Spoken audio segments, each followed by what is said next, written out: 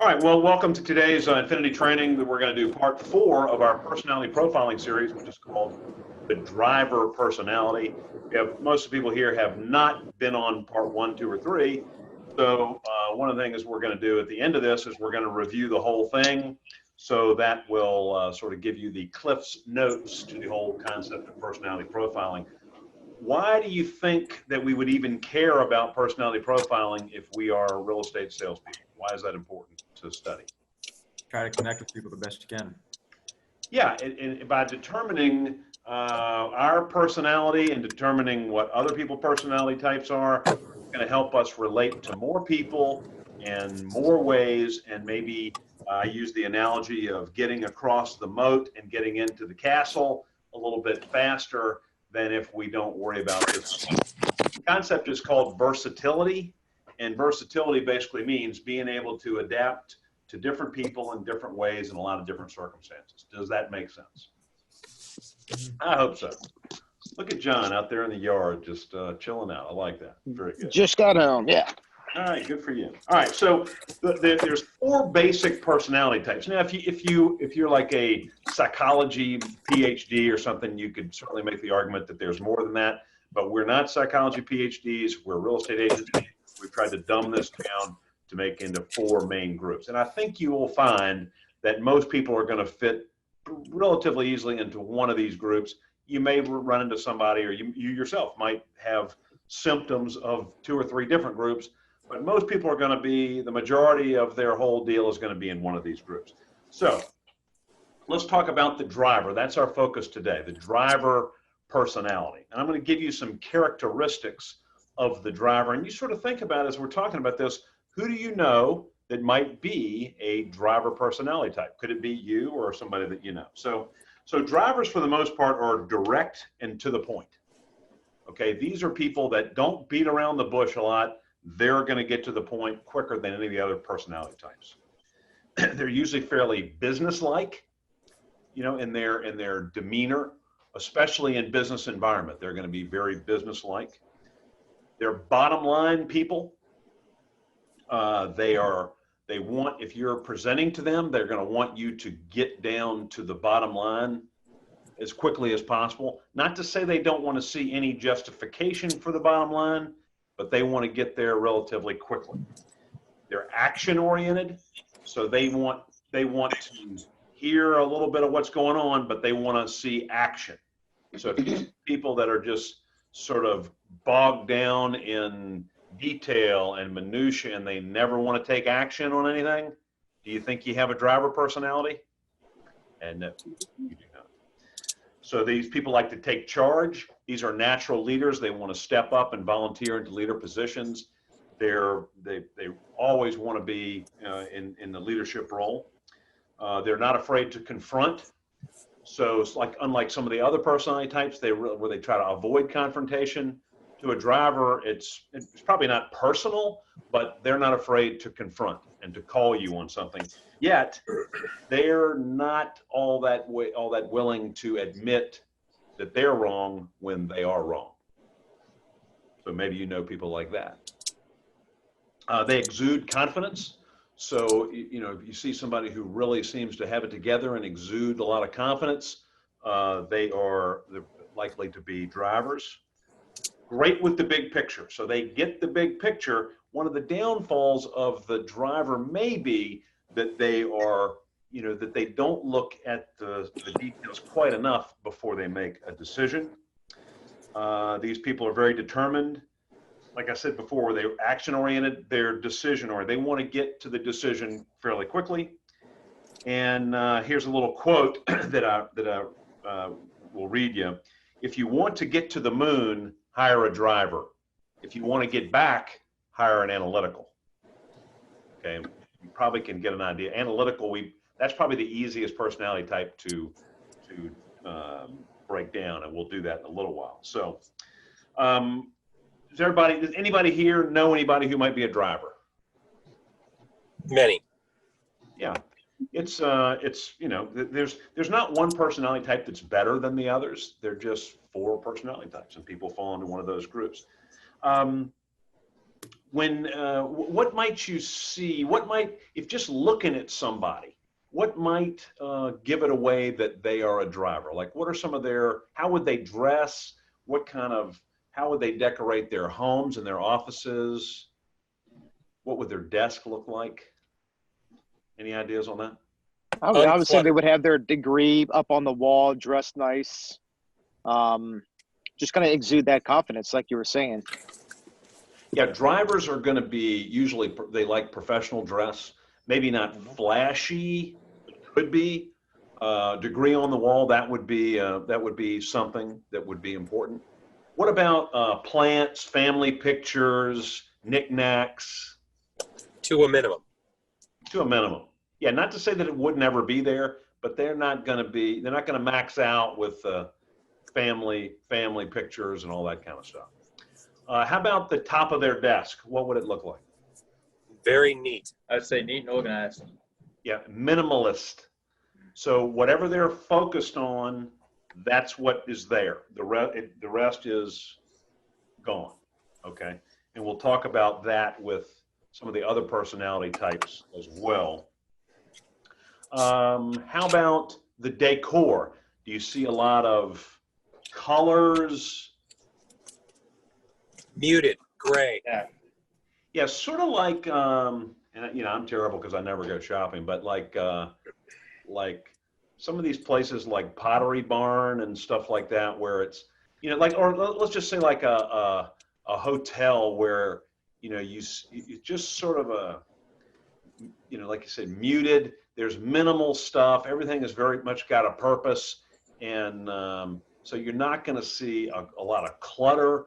You're not going to see a lot of big, comfortable, fluffy furniture, It's going to be not so much Spartan, but it's going to be very efficient and probably a little muted. So not flashy by any means. Does that give you an idea? So when you're talking to someone who, like if you're pre-qualifying before you go on a listing appointment, the whole idea, that's when you're trying to determine the personality type. So you want to be listening for cues as to, what kind of person you might be dealing with if you've never met them before. And so things like, if they say something like, when you get here, I want to see your action plan. I want to see this. We're going to, we want to set this meeting for 37 minutes. And, at the end of this thing, we need to know exactly where we're going. What kind of personality type do you think you might have there? Driver. That's very driver, yeah. Yeah, very driver. Versus, I can't wait to meet you. I want to hear all about your family. What kind of chair do you like to sit in? Because we'll if we don't have one, we'll go out and buy one for you. That would be amiable. If some of you haven't been exposed to those. Versus, man, when you get here, I can't wait to show you some pictures that I have of me when I was on the set when they filmed Star Wars, and then I want to tell you about these awesome dreams I've had of my new home, and then maybe we can just sort of see what happens, and then hell, maybe afterwards we'll go skydiving. What kind of personality is that? Hi, Deane. That would be the expressive, and then the final personality type would be like, hey, when you get here, I really want to see. I want to see 463 comparables. I want to see a flow chart, a spreadsheet. We'll do some calculations. Bring your 26-digit calculator. What kind of person is that? Analytical. Very good. So we'll go over those in a little bit more detail. But so you understand in order to determine this, now maybe you know the people, but maybe you don't. So when you call them on the phone, as you're asking pre-qualification questions, you're trying to listen, like, what kind of person am I going to be seeing when I get to the listing appointment? So what happens if you go on the listing appointment and it is a particular personality type, and you're sort of an opposite personality type, and you try to be you, and they are obviously them? What happens when you get in that situation? You're not talking the same language. Yeah. It's totally like, because you're not speaking the same language, right? And our natural thing to do sometimes when we get that kind of pushback or that non-relation kind of thing, there's no bonding, then we try to double down on who we are. And then what does that do? That makes it worse. Makes it worse. It makes it worse, right? If we're just not hitting it and I just become more me than I've ever been, then we're moving. So the whole idea is moving towards the people that you're talking to. So if I know you're a driver, then I'm going to try. The word chameleon might not be the best word to use because that has some negative connotations, but that's really it. I'm trying to move into being more driver-like, or if you're expressive, I'm going to try to be more expressive. And if you are analytical, I'm going to be trying to be more analytical and more amiable. You understand that? So really you have to understand where you're coming from first. Because if you don't understand your personality type, if you can't identify your personality type, then you just don't know where to start. Because there are certain things about each personality type that drives the other personality types crazy. And we'll talk about that a little bit as well. So back to the driver. So when you go on an appointment with a driver, tell me one thing that you would make sure that you want to do. What would be a great thing to do if you go on an appointment with a driver? Confirm your appointment. Confirm the appointment? Yeah, I think that would be good. They like that professionalism and business life. Be Not a bad on thing, time. but that's a good thing here too. Yeah, be on time. Well said. Be on time. Excellent. How about have an outline? How do you think if you walked in and you had a typed, neat outline and you slid that across the table? If you're a driver, what do you think of that? Yeah, I think that's a fantastic idea. You're thinking, holy, this dude is like. Yeah, you said 37 minutes, so we're going to make it 37 minutes. Normally I take 45, but I think I got it for you. Exactly. And here's how we're going to do it. Yeah, then the guy, the drivers aren't big huggers, but then the guy might give you a driver hug. Which personality type is best at real estate? I don't think that there really is a particular one that's best at anything. I think there's some, you see a lot of amiable, a lot of expressive, probably less analytical to us. This is not based on any kind of scientific analysis. That's just based I just thought you might know. Now, I've seen, in doing this for 25 years and training people, I've seen people from all different personality types succeed and also not succeed. So it's not like one is better than the other, Mm-hmm. I think people that are more versatile tend to be the best. Because I would imagine. There's only one personality type like yours. There's three other ones. So there's a lot more. Unless you want to just go out and find all the analyticals or whatever matches yours, you need to become more versatile so you can work with more people. All right, so here's some things that I wrote down that you definitely want to do, and those points are great. Okay. I wrote that, be clear, specific, and to the point during the appointment. Stick to business. Now that doesn't say that you wouldn't want to have a slight bit of bonding at the beginning. Oh, you know Bill, I know Bill. You like to fish, I like to fish, but you don't want to dwell on that, right? Get to that, and then here's put together an itinerary here, complete with a timeline and ability for us to write in some action items. I want to give you a copy of that. We sit down and let's go ahead and get down to business. I think that would be a great way to start. Drivers they like some detail, but not extensive data and information. So the use of bullet points works very well with drivers. Rather than giving them a briefcase or a box full of data, just sort of highlight, boom, here's number one, take, marketing, great photographs, staging, and, Zillow exposure, whatever it might be, boom, boom, boom. Any questions about that?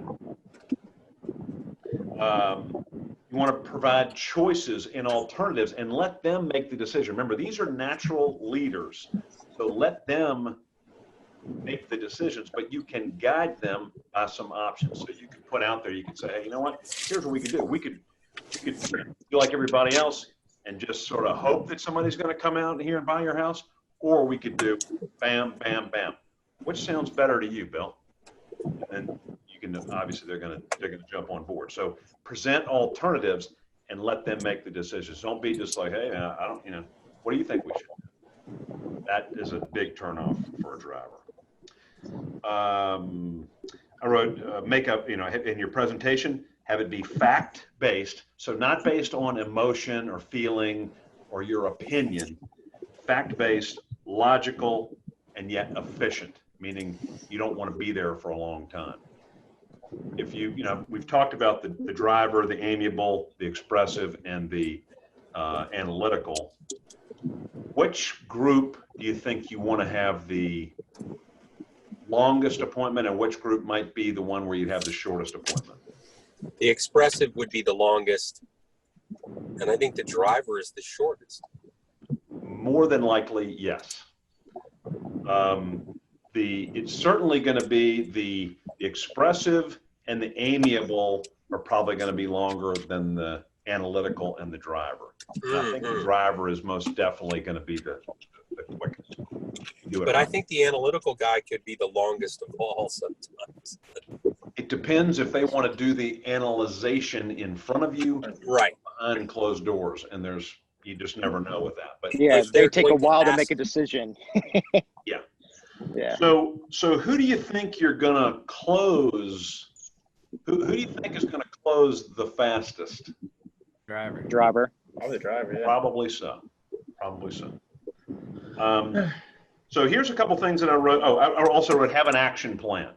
So when you're talking about, especially in listings, when you're talking about listing a driver's home, say, here the house is, we're gonna have the staging, we're gonna do the photography, we're gonna put it on the MLS, we're gonna send you a copy, I'm gonna talk to you here, boom, boom, boom, boom, like a total outline, maybe even with dates and times or whatever else, a schedule, if you will, for the action that's going to be taken. I think they really like that. Here's a couple don'ts. Don't overbond. Don't try to play the game where you just, you want to bond with them about every possible thing. Oh, look, you have a plant. Oh, I have a plant. Have you ever been to Milwaukee? Overdo. Drivers hate just the idle chit chat that goes on too long. They also hate what I call verbal vomit. You just running your mouth and talking about nothing and plowing the same ground over and over and over. Okay, they don't like that. And then I said, don't bring 20 comparables, bring 3 or 4. Okay. Anything else you can think of that you might not want to do at the driver appointment? Not get to the point. Yeah, I guess it's a double negative. Don't not get to the point, but you want to. Yes, probably. There needs to be specific conclusions, specific action items at the end. Like when it's over, it isn't like, well, Also, you better ask. What's that? You better ask for the order with this guy. This should Correct. be the guy. Yeah, I think they want you to close. They do. They want business to. They wouldn't be seeing you if they didn't believe you could do it. Yeah, and the close for the driver is action item. So all we need to do now is sign this contract, and then boom, see the action items. We're going to knock out number 1 through 5 this afternoon. How does that sound? And that's speaking their language. Yep. And all I need is blank. Here you go. Versus with the analytical, look, all we need to do now, you need to sit down and digest this information. If you need any more data or information, I can certainly provide that for you. And then let's set an appointment to where we can talk about this again. And then if you're ready, we can move forward. If you try to close the analytical before they've had a chance to analyze, what happens? Bad stuff happens there. Okay, any questions about the driver? All right, so let me... Not at this time, no. Let me give you a visual image here. I have a quick question for you, Deane. Fire away. Which personality would you say is the type of person that would they always like to test you. They like to test what you know and like how much how far are you willing to go for me type of personality. Okay. Well, sometimes with personality profiling, it's the way I try to do it is figuring out what they're not and narrowing it down into what they might be. So listen to what she said. What is one that you could eliminate from the get-go if they're trying to test you and push you? The amiable. They just want to Amiable. be friendly. Okay. So we scratch that one off the list. And then maybe you think about, I would think expressive probably is not so much into that because they're more into excitement and action and fun and movement and dreaming. It doesn't really, it could be, but it doesn't sound like that. So I think you're either talking about a driver or you have maybe you antagonize the analytical and then they're gonna test your knowledge of the data or the information.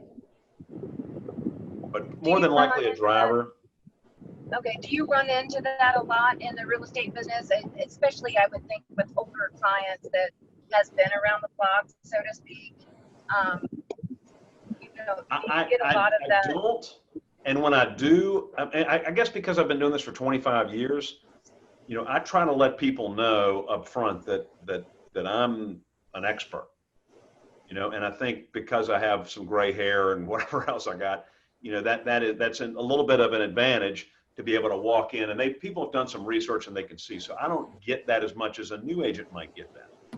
But that's one of the things that I have the hardest time with, and maybe I'm not as versatile with, is when people challenge my expertise. I don't work very well with those people. So shame on me. But that's just the case. But I can tell you when I first got in the business, I didn't understand how there would always be like the analytical people, and I didn't know that they were analytical. I just knew there's some kind of people. I just knew that I never did well with them. Just never did well. And then I went out to this seminar where we talked about this for 4 days, and I realized, hey, that's because I'm expressive and they're analytical and they hate me for who I am, right? And just, and I'm talking about, dream and how does it feel and all this. They're like, it does not compute, so maybe they're bad people. No, they're really not. It's just because I was not being versatile. Defeated before you even started. And so what I started doing, and I said this last time, what I started doing is when I go on an appointment, when I know I have analytical people, the first thing I do is say, hey, when we sit down, I'm like, hey, I'm going to take some pretty copious notes during this appointment. Is that going to be okay with you? And like, if you're analytical, what do you think of notes? Awesome. What do you? Yeah, you love it. Yeah, I mean, notes. Like, how can you live without notes? Uh-huh. Now, to be honest with you, usually I crumple them up and throw them in the back of my car when I get there because I just don't have time to look at them again. But I did take the notes, right? And then, then when I come, I try to have a folder with, rather than just have like a couple pictures of the houses, I'll have all the pictures of the houses. I'll look back in MLS and pull the sheets out of MLS from when it was listed in 1987 or whatever the hell it was. So I want to give them as much information as possible and then talk about that. And then I don't try to close them right there. I try to set it up, but I don't try to close them right there. So let me just give you a couple. I'm just going to give you the cliff notes on the analytical and then the amiable and the expressive. So the analytical, we know they love data. They love information. If you see somebody who appears to be cautious, who's really sort of a look before they leap kind of person, doesn't want to make a decision right away, good chance you got the analytical. They're very logical. Things have to make sense. They're not emotional. They're not risk takers, and they like to plan. Okay, does that make sense to you? With these analyticals, you want to bring a lot of supporting data and details. You want to take notes, like I mentioned before. You want to stay focused and stick to the point, and you want to create an organized action plan. Like I said, even with the driver, you want to create an organized action plan with start dates and deadlines. Here's what you don't do with the analytical. Don't sell the dream. That's what I did. That's what I tried to do. Don't expect a decision on the spot. Don't be giddy and conversational. I like doing that. Don't focus on testimonials from other people. And don't use your opinion as evidence. You know, so somebody who is analytical, if you say, you know, I've been doing this for 20 years and, you know, the comps don't really support this, but I just really feel like this is the case. They're like, no, that doesn't work. We don't have data and information that support it. Your opinion means very little to me. That's just not how they make decisions. Any questions about analytical? Are any of you analytical? Craig, what is your personality type? What do you think? I'm not really sure, but I definitely do have some analytical in me. Okay. Noah, how about you? Yeah, that's pretty analytical. Yeah. A lot of logic and like data. David? Honestly? No, really? dishonestly. I'm actually all of them. Okay, but There is. I don't fall mostly into one. What did you do before real estate? I've been selling for 35 years. Okay. I've been in sales. I sold wine, and I was furloughed because the restaurant business collapsed. Yeah. And so this is my former boss is now who's Casey Jenkins, and so she's doing real great. So she invited me to come on the team. Anyway, but boy, I don't know what she would say. I think she'd probably be the best person, but I think I'm both amiable, expressive. I mean, I used to, sing and I do music. So, but I'm also very analytical. So I don't know how to classify myself. That's a hard one. Maybe you could tell me. Well, I don't know you well enough to know, but I do know that very few musicians and salespeople would fall in the analytical group. I'm not saying you don't analyze things, but that would be it. So my point of this, Davina, where are you? I know you're now on mute, but what is your personality type? I actually took advantage of some of your the tests that you sent out, and I sent them out to a couple of my friends, and it was across the board, expressive, driver. Bingo. I agree.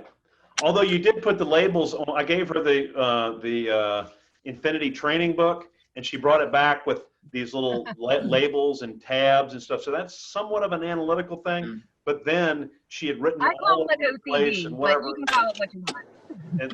And then after many conversations, the reason that her and I relate so well together is because we're both expressive off the charts.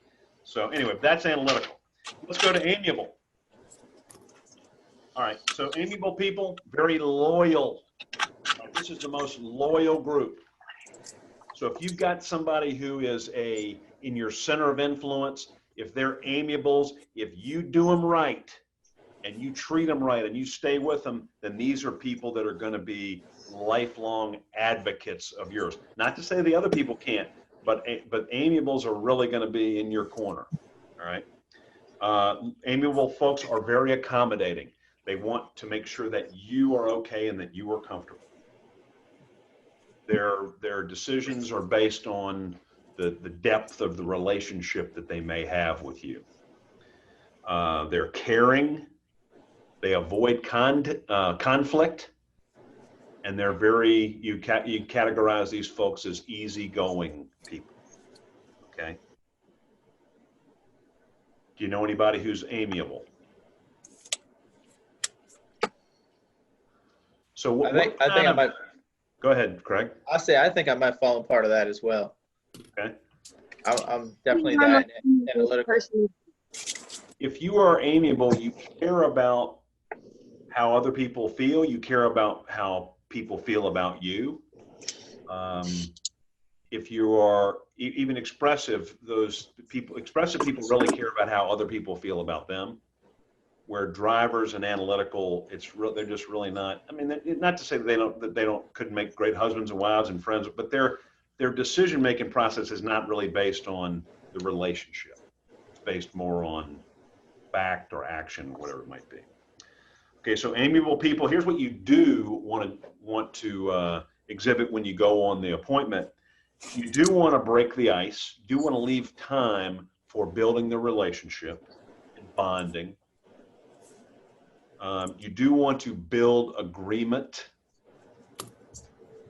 So I would try to find common ground where you can agree, because in a real estate relationship, especially a listing situation, where is one place where usually there is a little bit of conflict when you're going to list somebody's home? The price. The price. So wouldn't just get down to business on the CMA with the Right. I would start talking about, great things. Build up to it. What's that? Build up to it. Tell them, listen, the reason that we're going to go through this is so that I want to justify everything to you, because I know that's important as we talk. Exactly right. And so you build those agreements and you build the trust. And then if there has to be some conflict, it's a little bit softer. But these are folks that, again, they want to avoid conflict at almost all costs.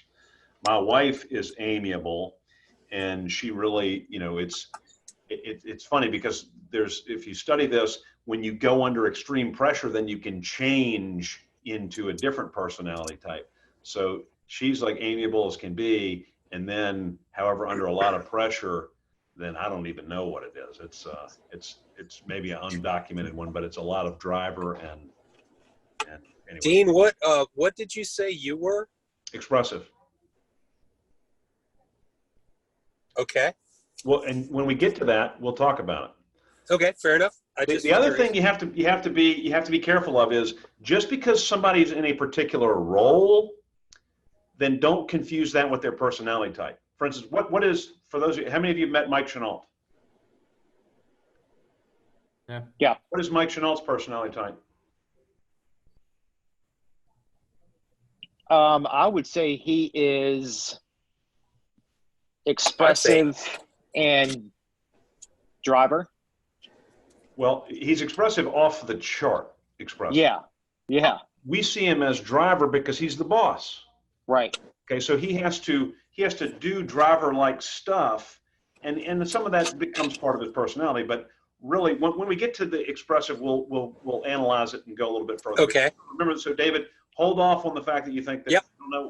we don't know what I am or Mike, but those. And maybe that's it. Maybe if the way you just phrased that, because you're saying, hey, we have to be a lot of things in different roles, but what are we naturally? And I think you're right. I'm expressive naturally. And so it's harder for me in business. It's been many years of learning how to do that.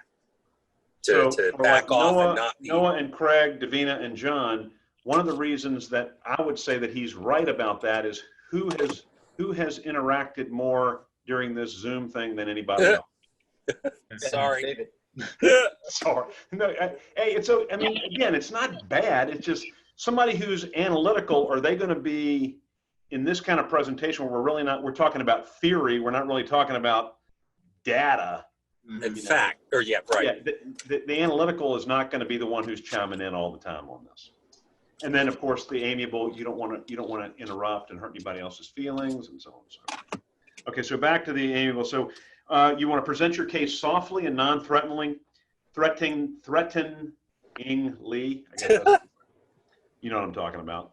And then you want to provide personal assurances and even guarantees, personal. An amiable person's like, you know what?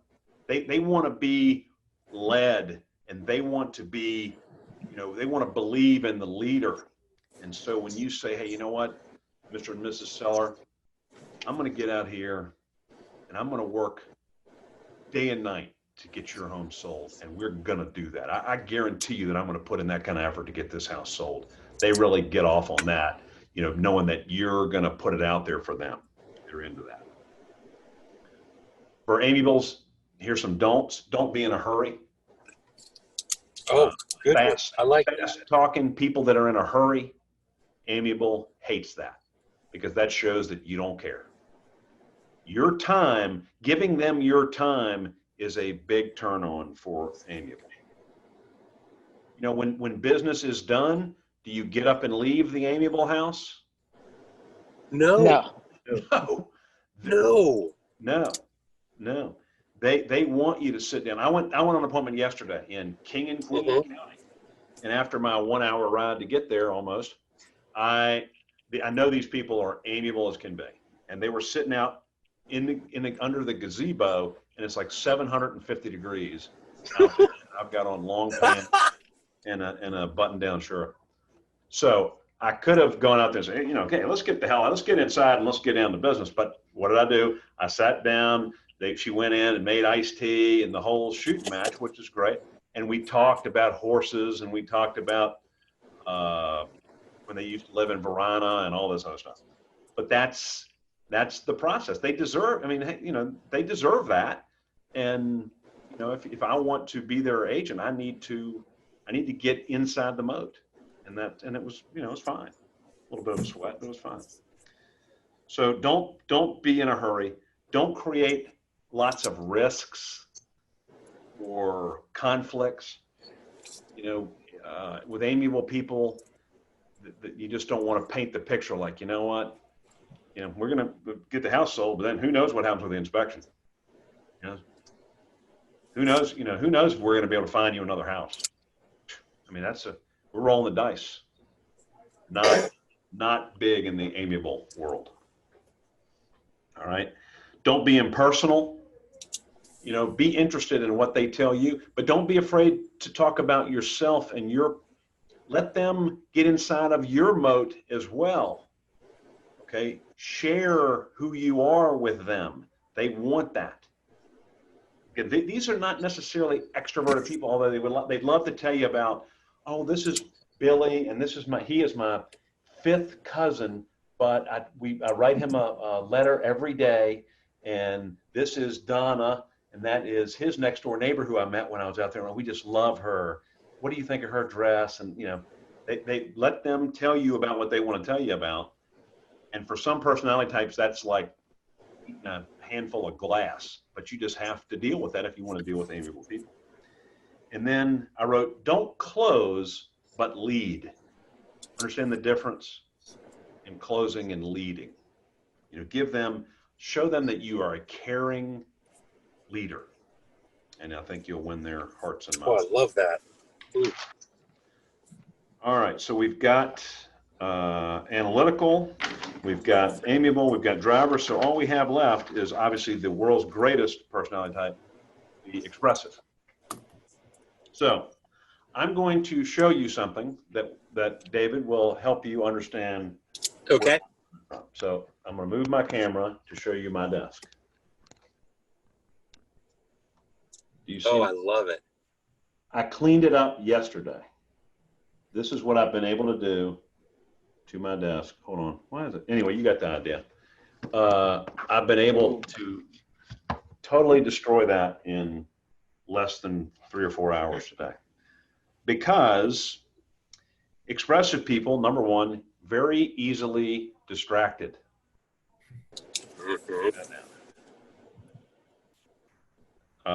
They are very spontaneous. These are the dreamers. These are people that act on gut feelings. These are, I said, they say seek excitement and recognition. So like whatever is the most that is me. Yeah. And that's part of it. Okay. They are great at getting things done to somewhere between 75 and 80%.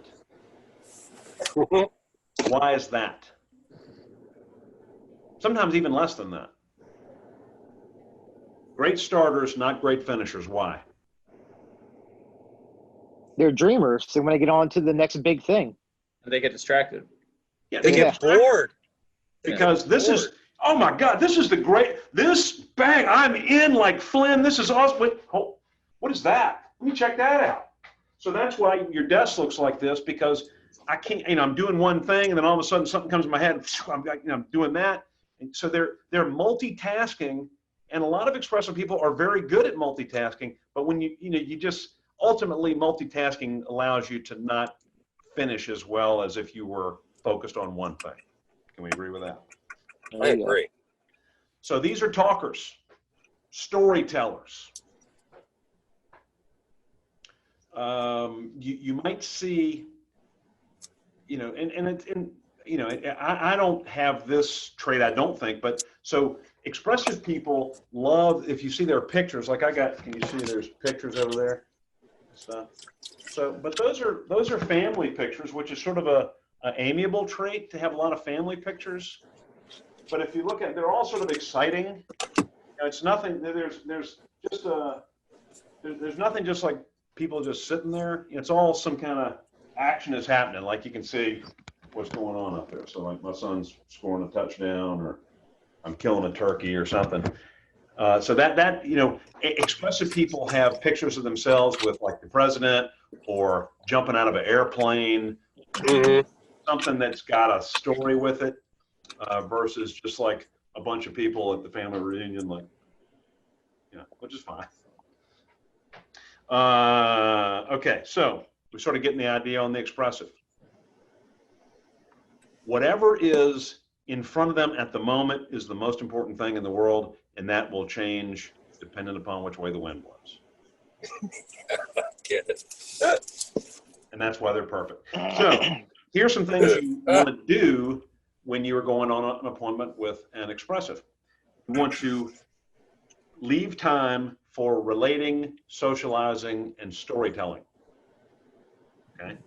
So if you are analytical, those things don't really flush with you. You're going to have to bite your tongue and suck it up. Right? You want to plan interactions that are going to support their dreams and their intentions. You know, so when you're there, you need to be confident. You need to be excited. They're high energy. Energy is huge when you're talking about somebody who's an expressive. They love energy. I don't think energy is a bad thing really for anyone. I mean, a total lack of energy is not a turn on for anyone, but expressives and even drivers tend to like that even more. Provide testimonials from people that they see as important. So if you ever have an expressive and you can get a testimonial for somebody who they really respect, or that somebody that might be sort of famous or noteworthy, they buy into that. Oh, well, gee, I mean, Bob, man, if Bob likes you, then I'm in. Okay. And then, you know, you want to try to have your presentation as organized as possible so that you don't get off on the same tangent that they're getting off. You have to develop the skill to bring them back in. So when you're talking to an expressive, a lot of times they're going to want to be, you know, you'll be talking about the market analysis, and next thing they want to tell you is, oh, that's Bob's house, man. Did I ever tell you about the time that Bob and I went to New Mexico and shot elk? Now here's what happened. So we get on the plane, right? One of these two dudes come in, and we have a fist fight. And that reminds me, did you see when Muhammad Ali fought? You know, next thing you know, you got to be able to somehow put it back into the real estate thing without seeming like you're not interested in what they're talking about. That's not necessarily an easy skill for somebody for anybody. But anyway, a couple things you don't want to focus on. Don't focus on excessive details and minutia. Why? You ever see the thing like on I ain't got time for that. Yeah. Yeah, that's expressive. We ain't got time for that. I mean, if it feels good, then we're doing it, right? So if it feels good, let's go. We don't need to, you know, the detail, all that stuff will work out. Let's go. Don't be complicated. You don't want to be long-winded. Let them, if they got to be long-winded, let them be long-winded. Don't ignore their stories or cut in, even if they're cutting in on you all the time. That's sort of a dead giveaway of expressive. They like to cut in. Shame on me. Yeah, that's me. You're right. And don't be boring and monotone. If you talk really slowly and with a monotone, you may as well get back in your car and leave, because that ain't gonna. You know, if you're that way, then slam a couple Red Bulls or do whatever you got to do before you go in to get fired up. I mean, you know, listen to AC/DC or whatever it might do for you to get you cranked up. Okay, so there you have, those are the 4 types. Any questions about any of those? And then we can go back to what Dave said about who I might be and then who Mike might be.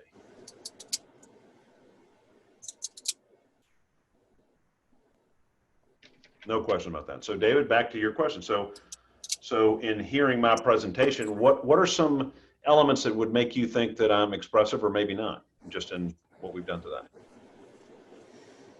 Well, it's hard really to discern it necessarily sometimes, because in a format that isn't necessarily expressive, where you've got to keep things, to the point, kind of not like I'm doing, then it's like, but I can see that you should be an expressive. That's pretty obvious. Well, I have to have these notes so that I don't get off on a super tangent. Mm-hmm. I've had to develop certain skills to keep it down, or else we wind up talking about everything today versus this. And then again, so the concept of let me give you a visual aid here.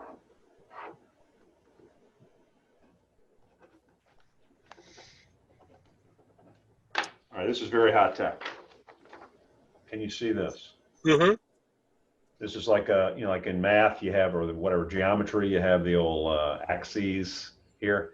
You got driver, you got expressive, you got analytical, and you got amiable, right? So here's what you need to know.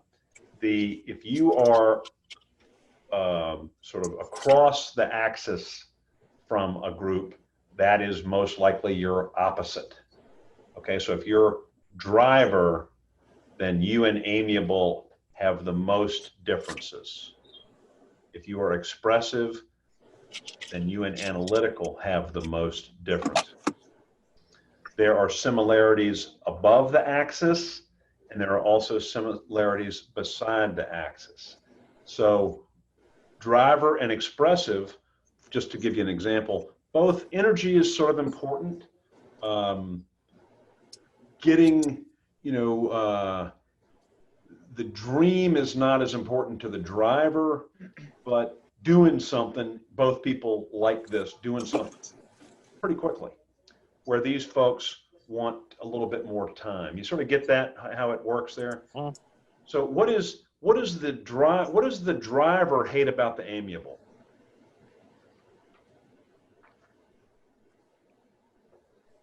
They're not, the amiable is kind of takes a back seat, where the driver wants somebody to lead them.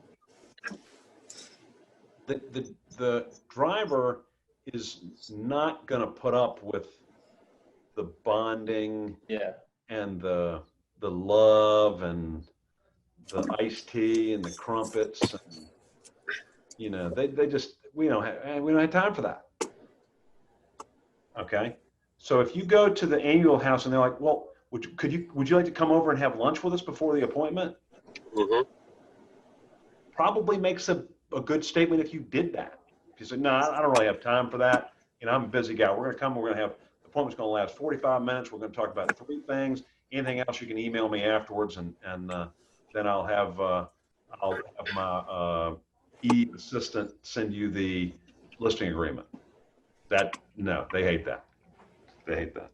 So just, you have to be on the lookout. And so versatility, again, is if I am expressive, I need to slide. I'll never slide out of my box, really. I'm still going to have some of those characteristics, but I need to slide a little bit closer to wherever I'm going, because that's going to help me get inside the mode. So, even if I can only move to here, that's better than what some people do, and that's retreat back to here and be even farther away. So if you email me, I'm going to send you a test that you can take. Davina thinks that she's taken this, and it's going to help you identify where you are. Now, the last thing we'll say is, as we're studying our own personality, is it more important, or is it more real to judge ourselves based on our personality type, or is it more real to go with what other people might think our personality type is? So is our real personality type who we think we are, who other people think we are?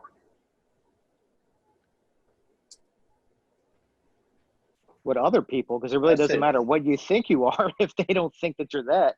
Correct. But I think it's more important to learn the different personality types to how can you speak the same language to somebody. Like I struggle with the analytical people. I love doing comps and market research and all that, but I'm not going to bring a 200-page binder and give them all the different data. It's just not my type of language. And I put myself on a team that I'm different than a couple other people on there, because if we can tag team a listing together, I know that between the two personality types, we're going to be lock, stock, barrel. That's a good point too. So if you are on a team, or even if you're not, and you're going with somebody who's so far off the charts with your personality type, it might make sense to partner up with somebody who is similar in that personality type and work together. Because if John and I team up, so if I have to go to John and say, hey John, let's work this together, we're going to split it. Well, 50% is better than no percent. Because there are people that when they meet me, they're going to be like, no percent. Fortunately, not many, but there are just some that it's going to be difficult. And you have to, sort of ego is a part of this too, because we need to swallow our pride and realize where we're coming from and what our weaknesses are. And if they're so great that we are not able to overcome them, then we need to like wave to the lifeguard. We need some help here. That's a great point, John. Thank you. Any questions about any of this? All right. Well, thank you very much for your time. I certainly appreciate it. I hope that you're getting some value out of all the training we're doing. We're trying to bring you as much as we can bring you to help you become as successful as possible. And it's working. I mean, we've got a ton of newer to the business agents that are getting their first deals and starting to get going. And I will ask you this, when that is you, okay, what I'd like you to do, as soon as you start getting over the hump, turn around and grab somebody else. So when you see people that are like you are today, don't forget where you were back in the day and try to help them become successful. There's plenty of business out here for everyone.